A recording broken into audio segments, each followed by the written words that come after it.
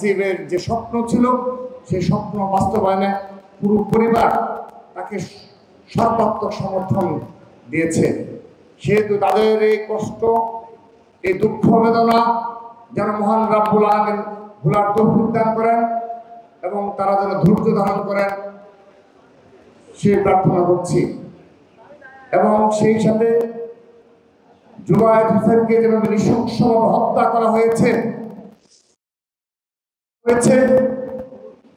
আমি আবার তার প্রতিবাদ জানাচ্ছি এবং সুষ্ঠু তদন্তের মাধ্যমে দ্রুততম সময়ে বিচার সুনিশ্চিত করার জন্য দাবি জানাচ্ছি এবং প্রশাসনের প্রতি বিনীত অনুরোধ জানাচ্ছি নিরপরাধ কেউ যেন মামলার আসামি করা না হয়, কিন্তু যারা প্রকৃত আসামি তাদেরকে যেন দ্রুততম সময়ে বিচারের আওতায় নিয়ে আসা সম্ভবপর হয়, সেই পদক্ষেপ গ্রহণ করার অনুরোধ জানাচ্ছি। আমরা শোকসভা করি, প্রতিবাদ জানাই, তার পেছনে কিন্তু অনেক অর্থবহ কারণ রয়েছে। প্রথমত, আমরা আমাদের এই ব্যস্ত জীবনে দেখা যায় অনেক এই সমাজে অবদান রেখেছে, কিন্তু আমরা কিছুদিন যাওয়ার পরে তার পরিবার ব্যতীত আমরা ভুলে যাই।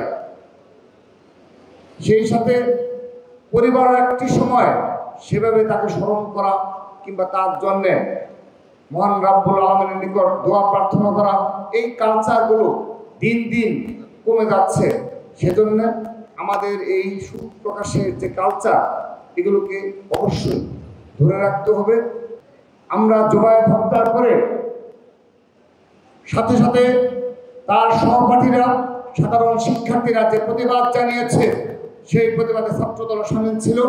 যেহেতু জুবায়ের ছাত্রদলের একজন নেতা ছিল, সাধারণ শিক্ষার্থীদের সাথে ছাত্রদল সেই প্রতিবাদে অংশগ্রহণ করেছে এবং সেই প্রতিবাদ এখন পর্যন্ত জারি রেখেছে।